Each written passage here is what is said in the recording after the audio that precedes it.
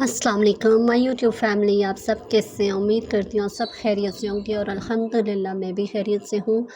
आप लोग बताइए, आप लोग की तरफ गर्मी कैसी जा रही है? मौसम तो काफ़ी बदल गया और एकदम से मतलब ठीक है, इस टाइम तो गर्मी आ ही जाती है, बट कभी गर्मी कभी सर्दी। इस दफ़ा तो कुछ ऐसा चल रहा था कि लग रहा था कि जैसे गर्मियाँ तो थोड़ा लेट ही आएंगी, लेकिन फिर भी गर्मियाँ आ ही गई। और आप लोग बताइए कि आप लोग की गर्मियाँ कैसी गुजरी और क्या टेम्परेचर चल रहा है? यहाँ पे तो काफ़ी ज़्यादा गर्मी हो गई है। और मतलब रावलपिंडी में वैसे तो इतनी गर्मी नहीं होती है, लेकिन यहाँ पे तो आजकल बहुत ज़्यादा गर्मी हुई है। लेकिन अल्हम्दुलिल्लाह अल्लाह ताला साथ साथ बादल और बारिश के भी मौसम कर देते हैं, जिसकी वजह से मौसम स्टेबल हो जाता है। एनीवे, आज हमारी तैयारी थी अपनी चची के घर जाने की, तो मैं बस उसी के लिए तैयार हुई और जल्दी से हम लोग निकले। आज हम अपनी चची की तरफ निकले हुए थे। अपने घर की भी उन्होंने नीचे की स्टोरी में कुछ रिपेयरिंग वगैरह करवाई, कुछ रेनोवेशन वगैरह, तो उसके लिए उसमें उन्होंने खीर वगैरह बांटी और उसके लिए ये सारी तैयारियां हो रही थी। इस प्रोफेशन का मैंने इसमें रिकॉर्ड किया क्योंकि मुझे बहुत मज़ा आ रहा था ये सब देखकर। और उन्हें भी अल्लाह पाक नसीब करें खुशी से उस घर में रहना। ये आप सब देखिए, बस अब क्या था, सारे अपनी अपनी तैयारी में बिजी थे, ज़ोरों शोर से तैयारियां चल रही थी। उनका ये था कि सबसे पहले वो मगरिब से पहले पहले इस तैयारी को मुकम्मल कर ले ताकि सबके घरों में इजीली इसको पहुंचाया जा सके, और जो बाकी मेहमान थे उनको अटेंड करना था। बट ऐसा था कि काम काफ़ी खुला हुआ था। एक्चुअली उनके घर में लेबर भी थी और घर में काफ़ी, आपको पता है ऐसे जब मामलात होते हैं तो कितना ज़्यादा रश हो जाता है, काम भी बढ़ जाते हैं। तो उन कामों को वाइंड अप करते करते हमें काफ़ी देर हो गई थी और सब माशाल्लाह पूरे कॉपरेशन के साथ एक दूसरे के साथ लगे हुए थे और बहुत मज़े की खीर बनी थी। और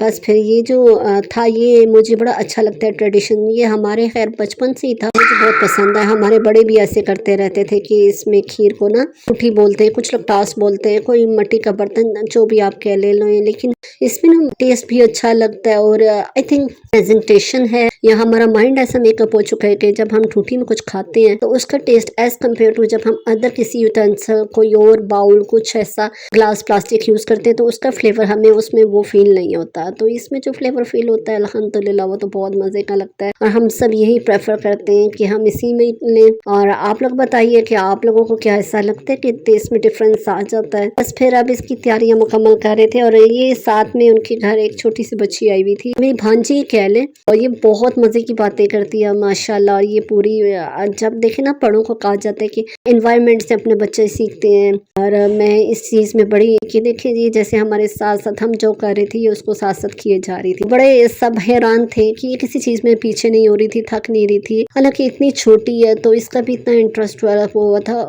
इसका तो दिल भी था कि ये कुकिंग भी करवाए, लेकिन जारी बात है छोटी बच्ची है, उसको कहाँ चूल्हे के पास ले जाया जा सकता था।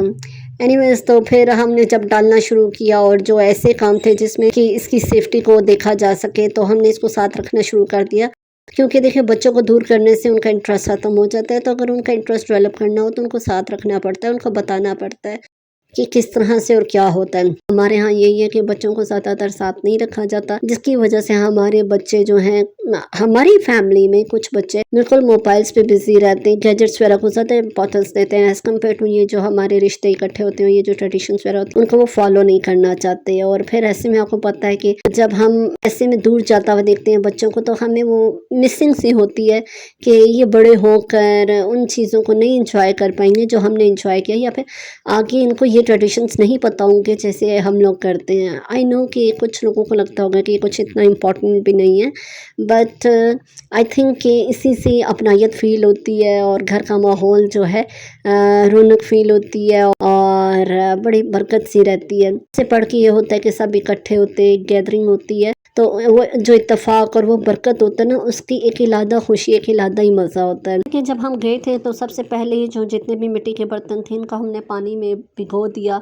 कि इनके साथ जितनी डस्ट और जर्म्स वगैरह होते हैं, और कुछ लोगों को होता है कि कुछ ऐसा ना उसके साथ लगा हुआ हो जो कि हार्मफुल हो हेल्थ के लिए ना, तो इसको फिर हम लोगों ने पहले भिगो दिया 2 से 3 घंटे, उसके बाद फिर इसको वॉश किया। अच्छा, कुछ लोग तो कह रहे थे कि इसे साबुन से वॉश ना किया जाए, जस्ट पानी से धो लिया जाए, लेकिन खैर हम लोगों ने इसको तो खैर साबुन से धो लिया था क्योंकि कुछ लोगों को साबुन की स्मेल अच्छी नहीं लगती और वो इसमें फिर काफ़ी देर तक ना रहती है।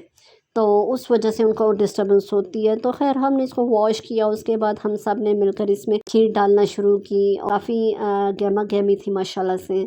उनका घर भी बड़ा अच्छा लग रहा था। एक्चुअली अभी तो उनके घर की रिकॉर्डिंग नहीं कर सकी, जैसे ही मुझे मौका मिलेगा मैं आपको उनके घर का दिखाऊंगी कि उन्होंने क्या क्या रेनोवेशन की अपने घर में। अल्हम्दुलिल्लाह उनका घर भी माशाल्लाह बड़ा अच्छा लग रहा था। और अल्लाह पाक हम सबको तौफीक दें कि हम लोग भी अपने घरों को, उनको भी और तौफीक दें कि अच्छे से हम लोग रेनोवेट करें और उसमें ज़्यादा से ज़्यादा अच्छे से अच्छे अपने घर को खूबसूरत बना सकें। क्योंकि हर औरत का दिल होता है कि घर को खूबसूरत बनाए, उसके साथ घर में चेंजेस लाए, अच्छी चेंजेस लाए। और अल्लाह पाक सबको बहुत सारी कामयाबियाँ दें, खुशियाँ दें और सबको अपने घरों में खुशो आबाद रखें और ऐसी एक्टिविटीज़ करने का मौका दें। तो हमारे यहाँ तो बड़ा माशाल्लाह इसमें मज़ा चल रहा था। अच्छा, जो मेरी चच्ची खीर बनाती हैं वो इतने मज़े की होती है। और हमारी पूरी फैमिली में ना उनकी खीर बहुत फेमस है माशाल्लाह, बहुत अच्छा टेस्ट है उनका। और खीर तो मेरे ख़्याल से डिफरेंट वैराइटीज़ होती हैं। आई थिंक मैंने जो देखी है अभी तक वो तो एक ब्रेड के साथ बनती है, वो तो हमें नेबर ने भेजी थी। वो मेरे लिए फ़र्स्ट टाइम एक्सपीरियंस था कि मैंने ब्रेड वाली खीर देखी थी। और उसका मुझे मेथड तो नहीं पता, बट आई डोंट नो उसका क्या फ्लेवर हो, क्योंकि मैंने जस्ट 2 बाइट्स ली। अच्छा, ब्रेड वाली खीर तो मैंने फ़र्स्ट टाइम देखी थी, उसका मुझे मेथड तो नहीं पता, लेकिन बहुत अच्छा उसका भी टेस्ट था। और लेकिन हम लोग ज़्यादातर बनाते हैं चावल की खीर। और मेरे ख़्याल से बस यही शायद होती है। आप लोग भी शेयर कीजिएगा कि खीर की कितनी वैराइटीज़ होती हैं और कैसे-कैसे बन सकती हैं। जी, क्या हुआ कि खीर वगैरह सर्व कर ली हमने, अब हम लोग बैठे थे गपशप के लिए। मेरी यहाँ पे ना कज़न्स आई हुई थी, जिनके साथ माशाल्लाह हमारा बहुत अच्छा टाइम गुज़रा था। और मेरी कज़न्स इतनी अच्छी हैं, अल्लाह पाक उन्हें हमेशा खुश रखे, आबाद रखे। और बहुत मज़ा आता है उनके साथ मिल के, मतलब ऐसे लगता है कि जैसे हम अपने चाइल्डहुड में दोबारा से चले गए हों।